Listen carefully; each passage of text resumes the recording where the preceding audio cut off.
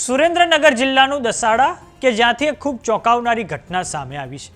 આ સમગ્ર ઘટનાનો ખુલાસો દસાડાના પૂર્વ એમએલએ નૌશાદ સોલંકી દ્વારા સોશિયલ મીડિયા પર વિડીયો બનાવીને કરવામાં આવ્યો છે. વર્તમાન ધારાસભ્ય પીકે પરમાર પર તેમણે ખૂબ ગંભીર આક્ષેપો કર્યા છે.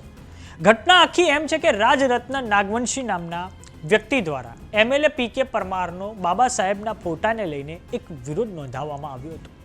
તો આ બાબતે રાજરત્ન નાગવંશી દ્વારા પીકે પરમારને ફોન કરવામાં આવ્યો ત્યારે પીકે પરમાર દ્વારા આ આંબેડકરવાદી એક્ટિવિસ્ટ રાજરત્ન નાગવંશીને ગાળો બોલવામાં આવી છે અને સાથે જ તેમનું અપહરણ કરીને ભયંકર માર મારવામાં આવ્યો છે. તો જાહેર જીવનમાં રહેતા લોકો અનેકવાર આલોચનાનો ભોગ બનતા હોય છે, પરંતુ આ રીતે સંવૈધાનિક પદ ઉપર બેઠેલા જનપ્રતિનિધિ એટલે કે એમએલએ પાસેથી લોકો અપેક્ષા રાખતા હોય છે, પરંતુ ભાજપના ચાલ અને ચરિત્ર ઉપર હવે લોકોને કોઈ અપેક્ષા રહી જ નથી. તો હવે આ સમગ્ર બાબતે નૌશાદ સોલંકીએ સુરેન્દ્રનગરના જિલ્લા પોલીસ વડાને વિડીયો મારફતે કહ્યું છે કે જો આ બાબતે આગામી સમયમાં યોગ્ય તપાસ કરવામાં નહીં આવે તો ઉગ્ર આંદોલન કરવામાં આવશે. તો આ સાંભળો દસાડાના પૂર્વ એમએલએ નૌશાદ સોલંકીએ શું કહ્યું છે. નમસ્કાર સાથીઓ, જય ભીમ. એક એવી બાબત માટે ચર્ચા કરવા આપની સમક્ષ ઉપસ્થિત થયો છું કે દસાડા વિધાનસભાનું અમારું પાટડી શહેરમાં હમણાં એક જે ઘટના ઘટી છે એ બાબતે બોલવું ખૂબ જરૂરી છે. પાટડી તાલુકાનો દસાડા તાલુકાનો એક બુદ્ધિસ્ટ અને એક આંબેડકરાઇસ્ટ કાર્યકર છે રાજરત્ન નાગવંશી કરીને, અને પોતે એક્ટિવિસ્ટ તરીકે નાનું મોટું કામ કરે છે. જાહેર જીવનની અંદર લોકો રજૂઆત કરતા હોય છે, પોતપોતાની બુદ્ધિ અને પોતાની ક્ષમતા પ્રમાણે કામ કરતા હોય છે. ક્યારેક કોઈને ગમતું હોય છે, ક્યારેક નથી પણ ગમતું હતું, પણ એ ગમતું હોય ન ગમતું હોય એની અભિવ્યક્તિના રસ્તાઓ હોય છે, કઈ રીતે એને અભિવ્યક્ત કરી શકાય.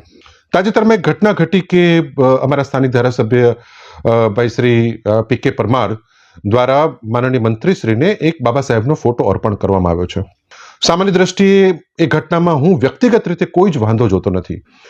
ફોટાની નીચે એમણે પોતાનું નામ લખેલું હતું અને ઘણા બધી જગ્યાએ આવા જે શિલ્ડ અપાતા હોય છે એની અંદર લોકો પોતાની સંસ્થાનું નામ, પોતાનું નામ લખતા હોય છે. ખૂબ સ્વાભાવિક બાબત હતી, ખૂબ સામાન્ય બાબત હતી. ઠીક છે, ઉપર સૌજન્ય શબ્દ લખ્યો હોત તો વધારે યોગ્ય હતું, પરંતુ મારી દ્રષ્ટિએ કોઈ ગંભીર બાબત હતી નહીં. પરંતુ આ રાજરત્ન નાગવંશીને એમાં કંઈક ખોટું દેખાણું અને એમણે માન્ય ધારાસભ્યશ્રીને ફોન કર્યો. ફોન કરીને એ ઓડિયો ક્લિપ પણ અત્યારે સોશિયલ મીડિયાની અંદર જાહેર છે. એમાં એ સાહેબ અને તમે એને ખૂબ માનવાચક શબ્દોથી કહે છે કે તમે આ ખોટું કર્યું છે, તમારે બાબા સાહેબના ફોટા નીચે તમારું પોતાનું નામ લખવાની જરૂર ન હતી. માન્ય ધારાસભ્ય શરૂઆતમાં તો ખૂબ સારો જવાબ આપે છે. ફરીથી કહું છું, મારા વ્યક્તિગત રીતે હું ચોક્કસ માનું છું કે આમાં કંઈ જ અજુગતું, કંઈ જ ખોટું હતું નહીં. અને એક સંવિધાનિક પદ ઉપર બેઠેલા વ્યક્તિ તરીકે એમની પાસે એવી અપેક્ષા હતી કે એમને એનો ખૂબ સારા શબ્દોની અંદર ખૂબ સરસ રીતે એનો જવાબ આપી શકાય એમ હતો, અને એ વાત ત્યાંને ત્યાં નિવડ આવી જતો હતો. ઓલમોસ્ટ વાત પૂરી થઈ ગઈ હતી, પરંતુ બીજા કોલની અંદર માન્ય ધારાસભ્ય જે શબ્દોનો ઉપયોગ કરે છે, જે ભાષાનો ઉપયોગ કરે છે, એ કોઈ રીતે સ્વીકાર્ય ભાષા નથી. જ્યારે તમે સંવિધાનિક પદ ઉપર, એક ધારાસભ્યના આવા ઉચ્ચ પદ ઉપર તમે બેઠા હો છો, ત્યારે તમારી પાસે અપેક્ષા હોય છે કે તમારી પાસે શબ્દનું ચયન, એ તમારો વ્યવહાર, તમારું વાણી વર્તન એ તમને શોભવું જોઈએ. પરંતુ એ ઓડિયો ક્લિપ આપણી સામે દુર્ભાગ્યપૂર્ણ આવી છે. ત્યાં પણ ચલો એક વાતનો પૂરો થઈ જાય છે કે વાત પૂરી થઈ જાય, પરંતુ ત્યારબાદ આ રાજરત્ન નાગવંશીને અન્ય વ્યક્તિ દ્વારા ફોન કરીને ધમકાવવામાં આવે છે, બેફામ ભાષામાં ધમકાવવામાં આવે છે. એથી પણ આગળ વધીને એ યુવકનું અપહરણ કરવામાં આવે છે.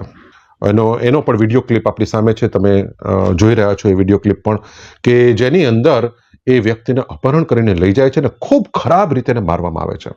પોલીસ, મને લાગે છે કે પોલીસ એમને બચાવી પોતાની ગાડીમાં લાવીને હોસ્પિટલ મૂકીને જતી રહી છે, એ આપ જોઈ શકો છો. અને કઈ હાલતમાં આ વ્યક્તિ છે. મારી દ્રષ્ટિએ આ અતિ ગંભીર બાબત છે. પાટડીના ઇતિહાસની અંદર કદાચ આ પહેલી વાર બનેલું છે કે કોઈ તમારી આલોચના કરે ને આલોચના તમને એટલી બધી અસહ્ય લાગે કે તમે એની પર આ રીતે ઘાતકી હુમલો કરો અને એને આ રીતે ભયંકર રીતે તમે એને બેઇજ્જત કરો. એથી પણ અતિ ગંભીર મને બાબત એ લાગી કે હું સમગ્ર ગુજરાતની અંદર પ્રવાસ કરતો હોઉં ને જ્યાં જ્યાં સમાજના કાર્યક્રમો હોય, ખાસ કરીને અમારા દલિત સમાજના કાર્યક્રમો હોય, ત્યાં હું અમારા ખારાપાટ પંચપ્રજ્ઞાનું ઉદાહરણ આપું છું કે એટલો બધો સુનિયોજિત રીતે અમારું આ જે સમાજનું સંગઠન ચાલે છે એના અનેક ઉદાહરણો આપી શકાય છે. ખારાપાટે અનેક આઈએસ આઈપીએસ અધિકારીઓ આ વિસ્તારમાંથી આપ્યા છે. ખૂબ સારા બુદ્ધિજીવીઓ અત્યારે પણ આ સંગઠનની અંદર છે. અને એક બહુ જ અતિ ભવ્ય હજારો દલિતોના યોગદાનથી, અનેક લોકોના યોગદાનથી, શુભકામનાઓથી, કડી મહેનતથી ત્યાં સમાજ ભવનનું નિર્માણ કરવામાં આવ્યું છે. આ સમાજ ભવનની અંદર આ યુવકને લઈ જઈ અને ત્યાં એને ગોંધી રાખીને ત્યાં એને માર મારવામાં આવ્યો છે. આ અતિ ગંભીર બાબત છે. આ સમાજ ભવનને હું તો સમાજનું મંદિર અને શિક્ષણનું ધામ કહું છું. એ શિક્ષણનું ધામ અને સમાજનું મંદિર એ કોઈને અપહરણ કરીને ગોંધી રાખીને મારવા માટે બનાવવામાં આવ્યું નથી. હજારો લોકોએ પોતાનું અમૂલ્ય યોગદાન એની અંદર એટલા માટે નથી આપ્યું કે આ ભવનની અંદર અસામાજિક પ્રવૃત્તિ કરી શકાય. એથી પણ દુર્ભાગ્ય રીતે ત્યાં સમાજના અમુક આગેવાનો હાજર હતા. એ આગેવાનોની પહેલી નૈતિક ફરજ એ હતી કે એ યુવાનને બચાવો, યુવાનને બચાવીને એને હોસ્પિટલ લઈ જવો. આ એક માનવતાની દ્રષ્ટિએ પણ એમના માટે એક આ કરવું ખૂબ જરૂરી હતું. પરંતુ દુર્ભાગ્ય રીતે કદાચ એ લોકોએ યુવકને બચાવ્યો પણ નહીં, એને હોસ્પિટલ પણ ન લઈ ગયા. અને જે રીતે હોસ્પિટલ લઈ ગયા પછી પણ જે ઘટનાઓ ઘટી રહી છે અત્યંત દુર્ભાગ્યપૂર્ણ છે. હું આ ઘટનાને સખતમાં સખત શબ્દોમાં વખોડી કાઢું છું.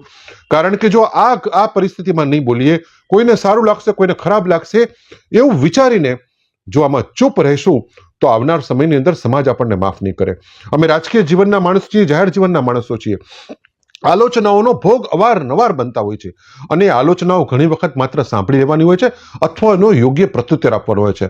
અને મોટે ભાગે તો તમારું કામ જ એ આલોચનાઓનો જવાબ હોય છે. એને શબ્દોથી પણ ઘણી વખત જવાબ દેવાની જરૂર હોતી નથી.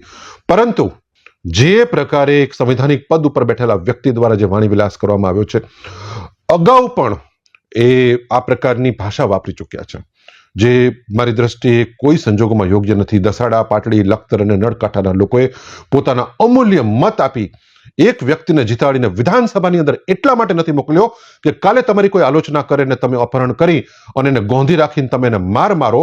અને એ પણ એક બુદ્ધિસ્ટ વ્યક્તિ તરીકે તમે એની પાસે ભાષામાં વાત કરો છો, એ કોઈ રીતે સ્વીકાર્ય નથી. હું ખારાપાટ પંચ પરગણાના અમારા તમામ સન્માનીય આગેવાનોને વિનંતી કરું છું કે આ બાબતે તમે ચૂપ રહ્યા તો આવતીકાલે પણ બીજી ઘટના ઘટવાની છે અને ત્યારે પણ સમાજ ચૂપ રહેશે.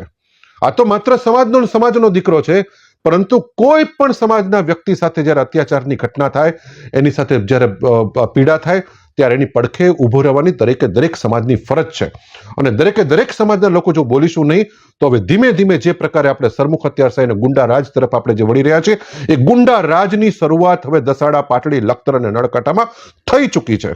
આને ઘોર શબ્દોમાં નિંદા કરવી પડે. અને મને એથી પણ વધારે દુઃખ પોલીસનું છે કે હાલ જ અમારા સુરેન્દ્રનગરના જે અમારા એસપી સાહેબ આવ્યા છે, એમને મેં ખૂબ સારી વાતો સાંભળી છે. ખૂબ એમના સારા કામો પણ હમણાં ધ્યાનમાં આવ્યા છે.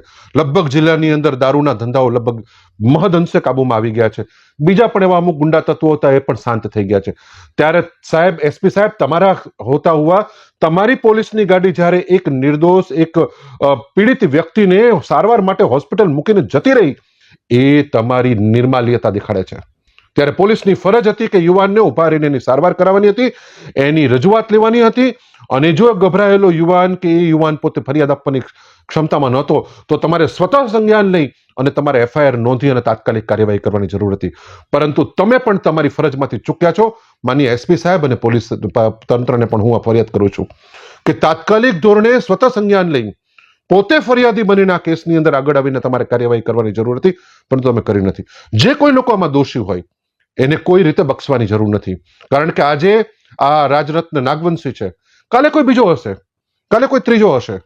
અને જે પ્રમાણે હું સાંભળું છું, મને જે 2-3 જણાના ફોન આવ્યા એ પ્રમાણે પણ મેં જાણ્યું કે હજી ઘણા 4-5 લોકો ધ્યાનમાં છે, હજી પણ લોકો નજરમાં છે. કોણ બોલે છે એ પણ એ લોકો નજરમાં છે. તો હું બોલી રહ્યો છું અને આપ મને પણ નજરમાં લઈ શકો છો. એટલે મારા ખારાપાટ પંચ પરગણાના તમામ સન્માનીય સ્વજનો, આગેવાનો, એ બધાને મારી 2 હાથ જોડીને નમ્ર વિનંતી છે કે તમે તમારા સમાજ ભવનનો ઉપયોગ અસામાજિક પ્રવૃત્તિ કરવા માટે દેશો તો કાલે ત્યાં દારૂના ધંધા પણ થશે અને કાલે ત્યાં બીજા પણ અસામાજિક અને અનૈતિક ધંધાઓ પણ ચાલુ થશે. એમને તમે રોકી શકશો નહીં. કારણ કે તમે આવી અત્યાચારની ઘટનાની અંદર જો ચૂપ બેઠા છો તો આપણને કોઈને પણ આ કોઈ પણ રીતે શોભતું નથી. આપણા બધાનું માથું શરમથી ઝૂકી જાય છે. એટલે ફરી એક વખત સુરેન્દ્રનગર જિલ્લાની પોલીસ, ગુજરાતની પોલીસ, આ બધાને હું નમ્ર નિવેદન કરું છું કે કાલે અમારે આ બાબત માટે આગળ ન આવવું પડે, આના માટે અમારે કોઈ કાર્યક્રમ ન કરવો પડે, એની તકેદારી લેવામાં આવે. જય હિન્દ, જય ભારત, જય ભીમ. તો સમાચારોમાં અત્યારે બસ આટલું. જોતા રહો જમાવટ. જો તમે અમને યુટ્યુબ પર જોઈ રહ્યા તો સબસ્ક્રાઇબ કરો. જો તમે અમને ઇન્સ્ટાગ્રામ અને ફેસબુક પર જોઈ રહ્યા તો ફોલો કરો. સાથે જ અમારી વોટ્સએપ ચેનલ આવી ગઈ છે, જોઈન કરવાનું ના ભૂલતા. નમસ્કાર.